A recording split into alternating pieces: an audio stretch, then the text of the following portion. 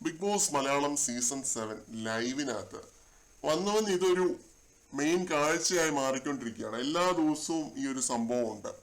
പാത്രം കഴുകിക്കൊണ്ടിരിക്കുന്നതിൻ്റെ ഇടയ്ക്ക് pelvic movement, dance, body movement ഒക്കെ വെച്ചിട്ട് ഉള്ള ഒരു പരിപാടി, ഒരു സെഷൻ വിത്ത് ജിസേൽ, അനീഷിന്റെ ഒരു സെഷൻ വിത്ത് ജിസേൽ.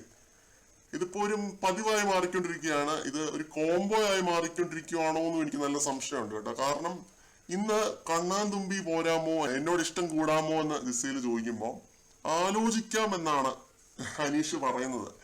ആലോചിക്കാമെന്ന് വരെ ആയി കേട്ടോ. അതാണ് നിങ്ങൾ മനസ്സിലാക്കേണ്ടത്.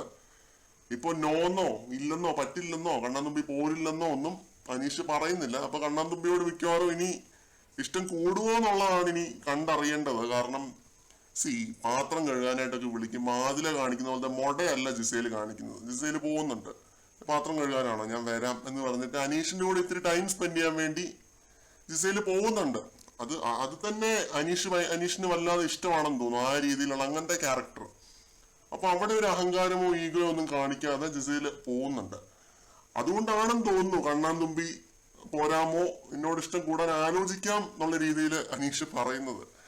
എന്തായാലും ഇതെന്താവും എന്നുള്ളത് കണ്ടു തന്നെ അറിയേണ്ടതാണ്. കാരണം നമുക്കറിയില്ലല്ലോ ഇത് ഏത് രീതിയിലായിരിക്കും ഇത് ഇനി പ്രൊസീഡ് ആവാൻ പോകുന്നതെന്നുള്ളത്. ഈ വെസൽ ടീം ഉള്ളിടത്തോളം കാലം രണ്ടുപേരും ഒരേ ടീമില്, ജിസേൽ ഇനി അനീഷിന്റെ ടീമിലേക്ക് വരാനായിട്ട് ശ്രമിക്കും, ഈ രീതിയിലുള്ള കോണ്ടന്റുകൾ പുറത്തേക്ക് വിടാനായിട്ട്. അപ്പൊ കണ്ടറിയാം. കൂടുതൽ അപ്ഡേറ്റുകളുമായിട്ട് വീണ്ടും